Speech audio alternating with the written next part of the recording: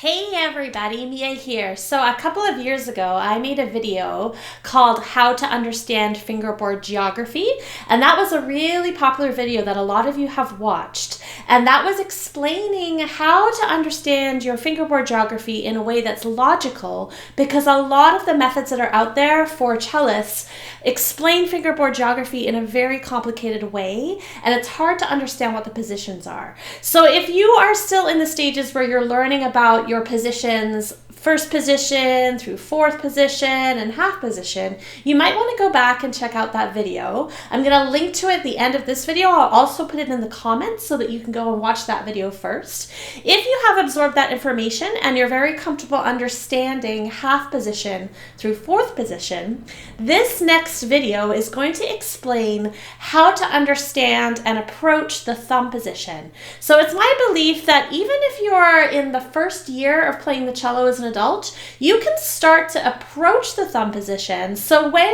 you get to the pieces that you're going to be playing using thumb position later on in your cello progress, you're not going to be scared of playing in these upper positions. So there's a really nice and easy way that we can approach the thumb position, and I'm going to show that to you today. In order to understand the thumb position, we're going to be using the circle of fifths. If you're not familiar with the circle of fifths, again, you can go back to that video that I made a couple of years ago and check out how we use the circle of fifths to understand our fingerboard geography. So that said, we're going to get started with thumb position. So the first thing that you're going to want to do in order to be able to play in thumb position is understand where we can play thumb position with the greatest amount of ease. So the easiest way to play in thumb position is to find the harmonic notes in the center of each string and then put your thumb on each of these notes. So we're going to do this very slowly together. So the first thing you're going to do is you're going to find the harmonic A on your A string. So that's in the middle of the string. And a harmonic note, it means you touch the string very lightly. You can use your third finger or your second finger, it doesn't matter. You're going to touch the string very lightly, not pressing down to the fingerboard, and you're going to play the note A on your A string. So this is one octave higher than your open string. Across from A, so using our knowledge of the circle of fifths and knowing that our cello is tuned in fifths, if we go to our circle of fifths over here, you will see that here's the note A. So 5 notes below A is D, and 5 notes below D is G, and 5 notes below G is C. So we're going to be playing the harmonics A, D, G, and C. So we can play those notes across from each other on the cello, starting on the A string with A harmonic, D harmonic, G harmonic, and C harmonic. And just for reference, so you know what you're playing, the harmonic that's on the D string, the D, this is exactly the same as the D that you would play on the A string with 4 fingers. So first position D. These are the same note. So if you know that in bass clef, you know that these are the same D. Doesn't matter if you play it here or if you play it here. So once we've played those harmonics with our third finger, we're now going to take our thumb and you're going to place the thumb across the A harmonic and the D harmonic. Now that's very important. You want to make sure that your thumb is across both strings for balance, and we're balancing on the side of the thumb. So I'll come close to the camera so you can see that. The side of your thumb here, not the pad, but the side of the thumb.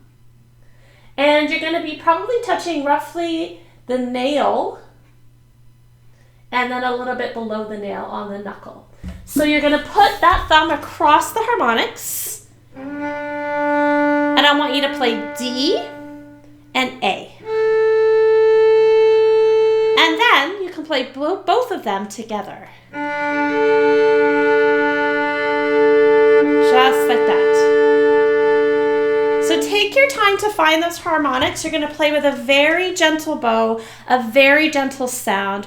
Remember to breathe so you don't get stressed out. Just take a nice deep breath. Roll those shoulders back and play the harmonics again. So this is the beginnings of playing in your thumb position. You have your thumb on the A harmonic and the D harmonic. You'll see that my left wrist is resting on the cello, and that's totally fine for now. We might take it off later when we play a scale and a pattern, but for now you can just rest that wrist on the fingerboard, on the cello, so that you can kind of get a sense of where you are. So the next thing we want to do is we want to play the G harmonic and the D harmonic, and then play both of those together with your thumb. And then lastly, we're going to play the C harmonic and the G harmonic. And then both together. So remembering when we play both those notes at the same time, we need the thumb across both strings. So it's like we have 3 planes. We have the A-D plane, the G-D plane, and the C-G plane. And again, those are related to our circle of fifths in that we're following the circle of fifths around the pattern because our cello is tuned in fifths. So now that we have those harmonics in place, we're going to play a pattern. There's lots of scales and patterns we can play, but let's play with 2 patterns that most of us are really familiar with. We're going to play the D major scale, and we're going to play the D natural minor scale. And I'll walk you through both of those patterns in case you're not familiar with those scales. We're going to start with D, our thumb on D. And then you're going to press your first finger down. So whereas we did not press the thumb down, we have to press the first finger down to play the note E. E. The next note is F sharp. Then G. Then A with your thumb. B, first finger. C sharp with 2. And third finger D. So we now have our thumb on that lower D and our third finger on the upper D. If we gently play those 2 notes together, we make a nice octave. This octave, take note of how this octave feels to play in your hand, because this octave shape is the foundation of thumb position and understanding where all your notes are as we move up and down the fingerboard in thumb position. So you want to be really familiar with how it feels to play thumb D, third finger D, and then play them as an octave, because then we can start to move that shape around the fingerboard to play other notes in other keys. So now let's play D natural minor. So D natural minor is going to be starting on D with our thumb, then E, F, G, A, B flat, C, and D. And again, we can play that octave shape to get used to how that feels. You might have noticed when we played the D natural minor scale, when we got to the note B flat, it was with first finger very, very close to your thumb. And you might find that when you play that B flat, you need to pull your thumb back a little bit. So you can see that I sort of pull the thumb back a little bit to make space so that I can put the first finger in the right spot. If I don't do that, the thumb tends to be tight, and then it's really hard to tuck that first finger in. So when you go to the B flat, don't be afraid to kind of pull the thumb back and out of the way so that you can play a nice in-tune B flat without the thumb getting in the way. Okay, so now that we've done D major and D minor, let's just go over what all the fingers would be if we go up by half steps. And we're able to play half steps and whole steps in different patterns in the thumb position. And it's really important to understand where those notes are. So if we start with our thumb on D, half a step above D is D sharp. Half a step above D sharp is E. And half a step above E is F.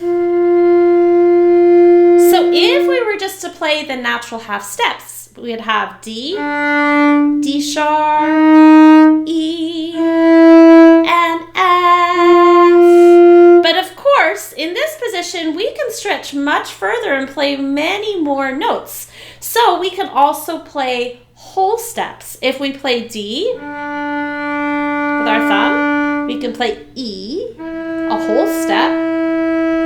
We can play F sharp, a whole step away from E.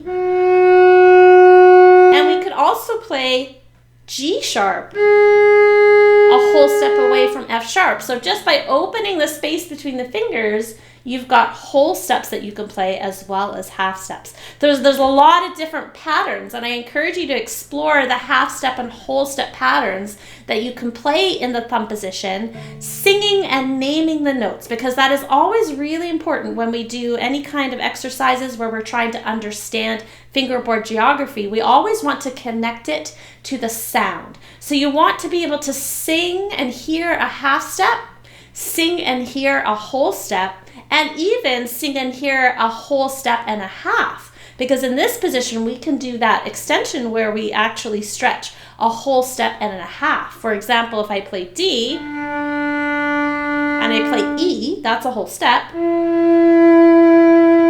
right? But if I play D to F, still thumb one, but now that's a step and a half, or a minor third. So there's lots of different combinations to explore. Have fun exploring those whole steps, half steps, and minor thirds that you can play in the thumb position before you start moving your thumb position around. So now let's talk about that. So once you have your easy thumb position kind of sorted out, this shape can be moved around the cello by half steps and whole steps any way you want to create an octave shape. And within that octave shape, you can play all kinds of patterns. So, for example, to start off, what I would suggest you do, play your D with your thumb, play the higher D with your third finger, play them together, and now what you're going to do is you're going to press down the thumb onto the fingerboard. So there might be some pressure here. When people first start playing in thumb position, this can be a little bit painful as your thumb gets used to the pressure needed to press down to the fingerboard, and as your skin gets used to it as well. So you need to develop a little bit of a callus. So when you're working on thumb position, it's good to just take it slowly, do a little bit each day until your thumb gets stronger and your skin gets stronger. So what we're going to do is we're going to go from the D and the D. So we're both pressed down now, and we're going to slide up by half a step to D sharp like this. And then we're going to slide back. Now you'll notice when I slid up, I pressed down, and then I let go to allow my fingers, my thumb, a little bit of time to rest. Then I press down again, and then let go. Eventually you're going to get strong enough to go back and forth without letting go. But at first this is very delicate. You don't want to overextend yourself. You don't want to injure your thumb. So go slowly.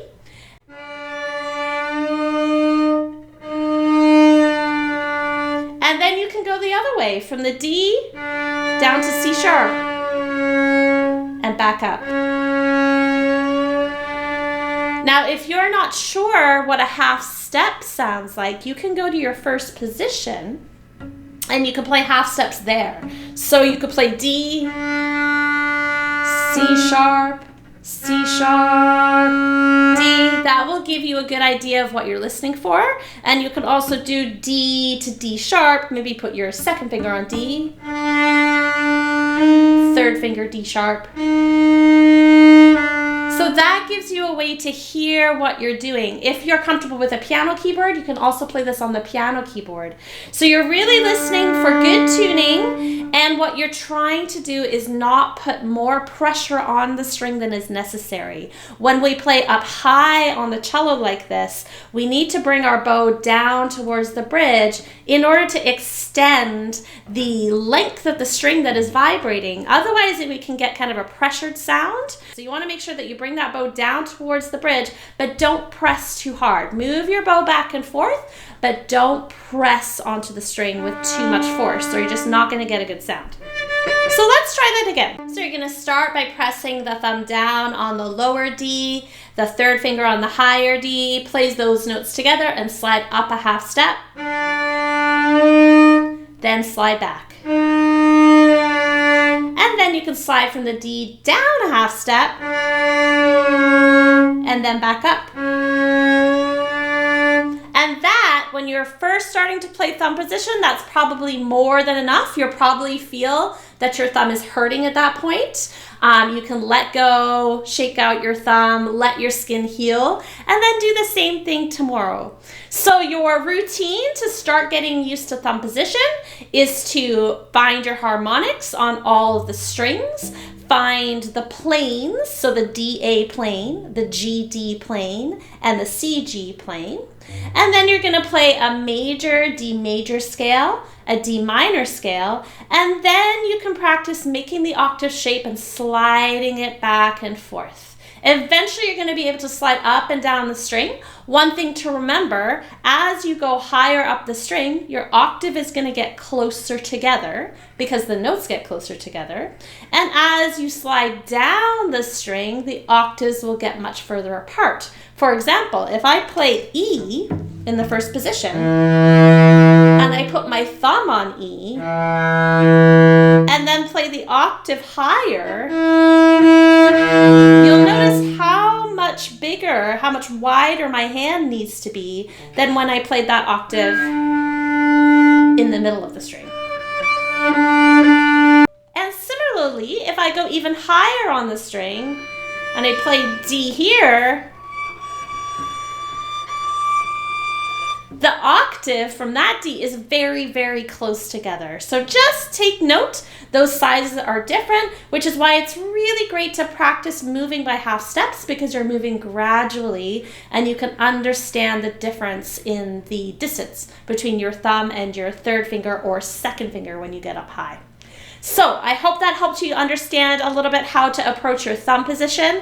Let me know if there's anything else you'd like to know about fingerboard geography. I know this is a really popular topic for a lot of people, so feel free to put your questions in the comments and I can make more videos to clarify anything that you didn't understand in this video. And again, if you're not sure that you have a good understanding of half position through fourth position, then watch the video that is connected to the end of this video and I'll put it in the comments for you to check out. It was great to help you guys, and I'll talk to you soon. Hey everybody, thanks for checking out my video. If you enjoyed this training and you'd like to get more help with your cello playing, you can contact me at any time. My email is mia@celloyoga.ca. You can also check out our community and our website at celloyoga.ca. I'd love to talk to you. I can't wait to hear from you. Let me know what you think of these videos and what you'd like to see in the future.